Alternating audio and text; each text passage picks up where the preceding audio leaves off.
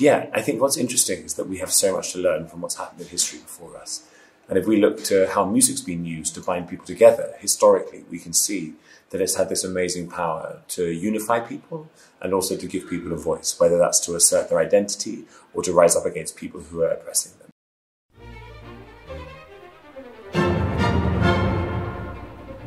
The future of music. How is music and innovation going to work together?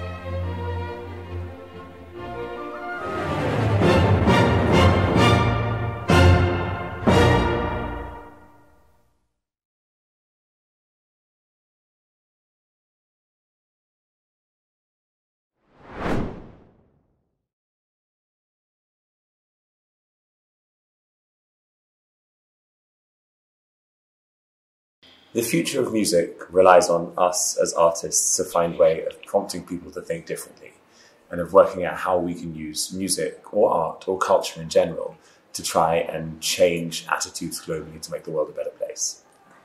So, the future of music and the view of the King Singers actually new program lies a lot in the past. Yeah, I think what's interesting is that we have so much to learn from what's happened in history before us. And if we look to how music's been used to bind people together, historically, we can see that it's had this amazing power to unify people and also to give people a voice, whether that's to assert their identity or to rise up against people who are oppressing them. And that's happened so many times across the last millennium, I'm sure earlier as well. But we, in our new album, Finding Harmony, are looking at instances from Georgia throughout the last millennium and the singing revolution in Estonia, music sung during the civil rights movement or apartheid, or here in Germany at the moment of the Reformation, and then in England for the Counter-Reformation, right the way up to things like the Time's Up movement and the Me Too movement, to show that this is global and this is universal. Let's start off with a real past of Reformation and the Counter-Reformation. So that's put into the center of your album or of the program. Yeah. In how far is that like a milestone in what happened throughout the importance of music?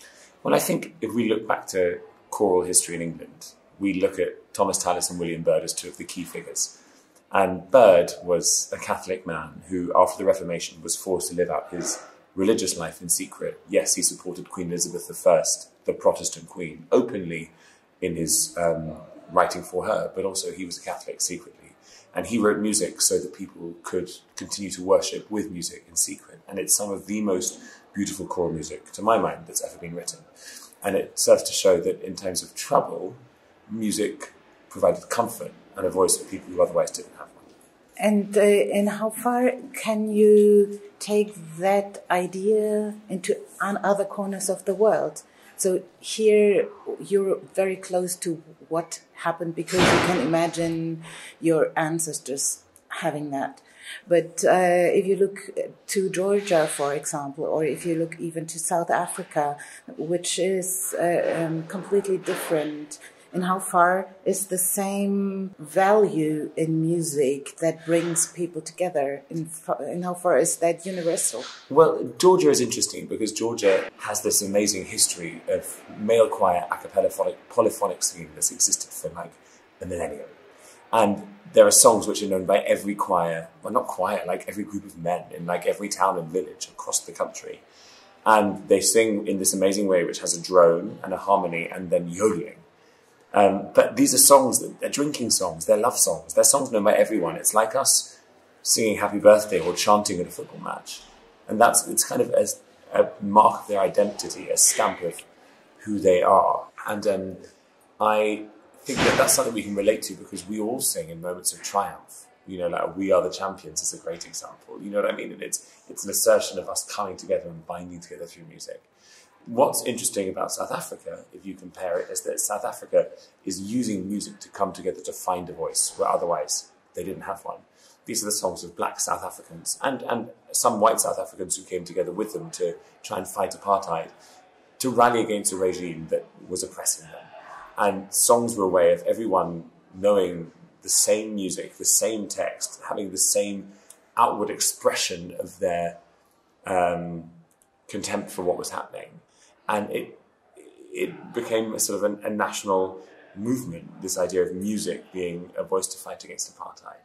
And so we can look at both of those instances, Georgia and South Africa, and see how music has in different ways provided a voice for people who either wanted a voice or just found their natural voice, their voice of their own identity through music. And how far is that important for the work of the King Singers? I think as we go all over the world, we know there are lots of countries with divisions, and we visit lots of those countries, and we see people who otherwise won't talk to each other or who have very different values coming together and either singing in the same choirs or coming together to watch the same concerts. And we know that music and culture has this ability to bind people who otherwise won't be bound together. And so we want to see what we can do to try and foster greater world harmony by using music to bind people together. You are doing this quite carefully because you're not only singing in an, let's say, English voice, but rather you are taking all these rather complicated vowels and consonants and louds and clicking voices that are sometimes necessary. How do you do that? Well, we work with experts. I think one of the key things when you're trying to... This music really belongs to people. People feel a great sense of ownership of it, and rightly so, because it means a huge amount to them. So we have to really make an effort to kind of do it justice, do it properly, seek permission to be able to share this music. And one of the key parts of that is working with experts to try and do it authentically. That means singing it with the energy it deserves. It also means singing it with the language properly sung. And so we've worked with loads and loads of experts to try and make that a reality. We've worked with Estonian experts who have taught us about lots of different vowels in Estonians, experts who speak in Zulu and Xhosa. Xhosa is the Q, sorry, Xhosa. I'm not even that good at it, but we've tried very, very hard to try to make sure that we're bringing the music to life in the most authentic way. Only you beneath the moon and under the sun, whether near to me or far, it's no matter where you are. I think of you night and day. I think of you night and day and night.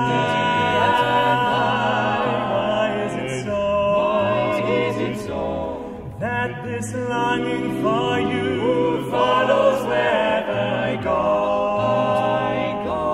And in the roaring traffic, in the silence of my lonely.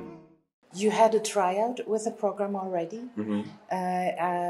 Funnily, not in one of the countries, but in one global country in the United States. And what happened afterwards? Well, what was amazing is we did it in America, in Stanford, at the university there. And after the concert, people from lots of different nationalities whose music we were singing, Mexicans, Estonians, South Africans, who happened to be at the concert, came up to us and just told us how touched they were that we were trying to give a voice to this music. And that's the greatest compliment we can get, because this is not about us. This is about the music, and the music coming first, and the music having a power.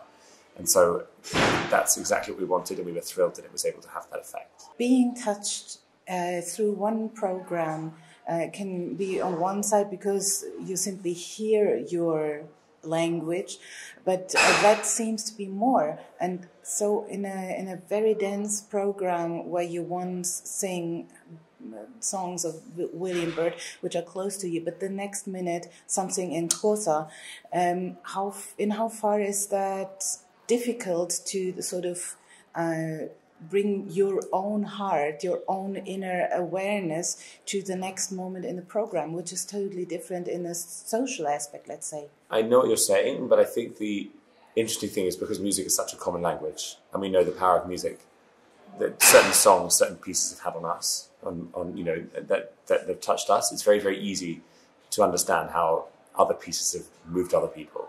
So I don't find that empathy very difficult to find. I think that we automatically become moved by the music because you know how much it's touched other people. So and also we've worked with people. We've worked with so many experts, researchers, language experts, who have really shared how much this means to them. And so you just have to put yourself in their shoes. And we know those people. So that's made it easier.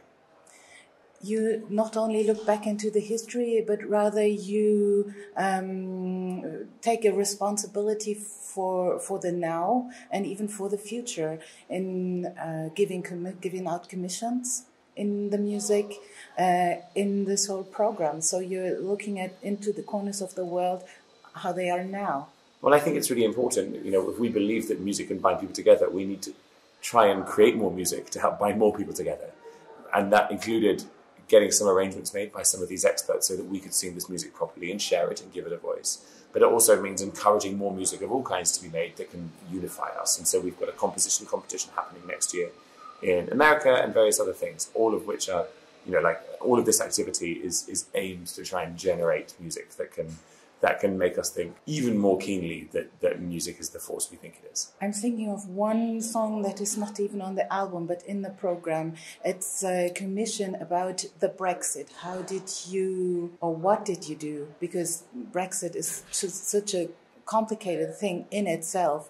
Nobody does even know if it will become true or not, but it's rather a matter of awareness, is it? Yeah. Well, I think the interesting thing for us is that it's not about whether you are pro-Brexit or anti-Brexit, if you're a Leaver or a Remainer. What's key for me is that we see households, families getting driven apart because they disagree about Brexit. And so we wanted to try and show that actually, we need to try and fix these divisions. We need to try and fix this belief that just because you think differently doesn't mean you can talk to each other.